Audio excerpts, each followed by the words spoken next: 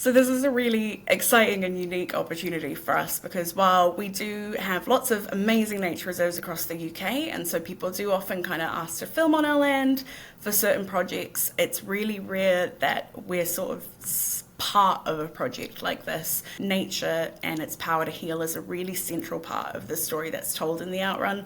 And so we've been able to be a bit more involved, particularly now that the film is getting out there into the world and kind of telling that story about nature and protecting and restoring nature. So that's really exciting for us because it's not often that you see the RSPB logo in a film. It's clear, I think, from the final product you see, and also from Amy's words in the memoir that this is based on, that nature is such a key part of that. And I think the message that's carried through the film is really reflected in how it's been done. So I think that just really shows the respect that they had for nature, which carries through into that message of the film. And it's nice to have kind of this really important message that's actually been every part of the process of production. It's not kind of just a virtue signalling thing. They're really kind of living by the values there, I think. Orkney is incredibly important for wildlife. If anyone's ever been there, it's this kind of remarkable wild place, and it actually holds internationally and nationally important populations of a lot of really cool species like hen harriers,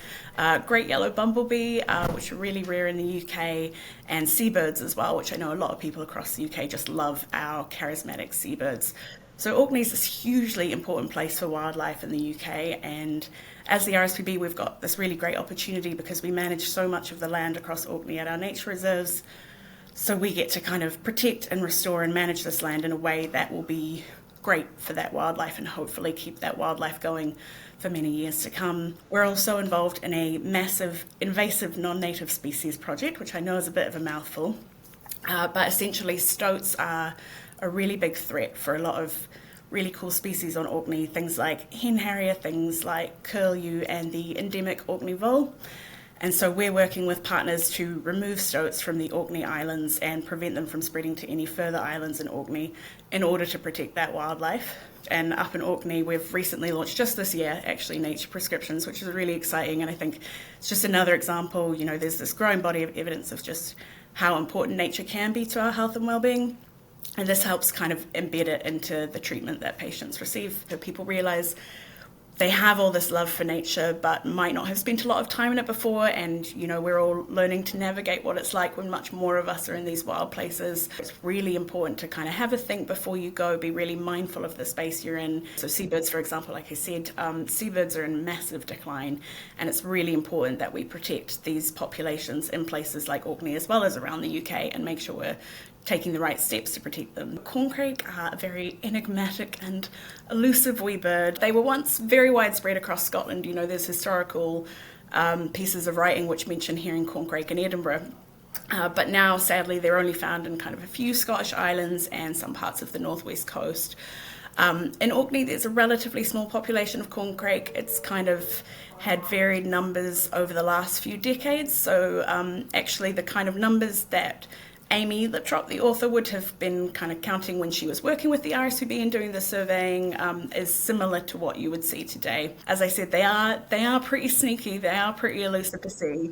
You can also listen out for them, so they have a very distinctive kind of call. It's in the film, so make sure that you see the Outrun and you'll hear it there, and then you'll know what to listen for, and I think you're much more likely to hear a corncrake than to see one, and personally I think that's just as special because they're such a kind of elusive bird, and if you're out and it's kind of quiet and you just hear one in the distance, it's a pretty magical moment. So most of the work that we're doing in Orkney to help protect corncrake there is working with farmers and crofters, working with them on their land and helping them to enter into Scottish Government funding schemes in order to do kind of nature-friendly farming that's good for corncrakes.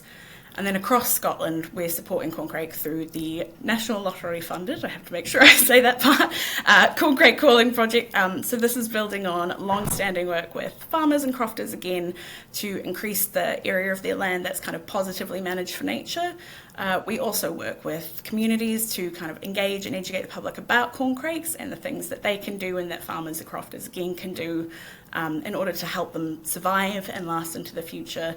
And again, we're also working on kind of advocating for those policies at the government level, which will better support those farmers and crofters that have that land, which is really important for corncrakes to be able to farm in a nature and climate friendly way.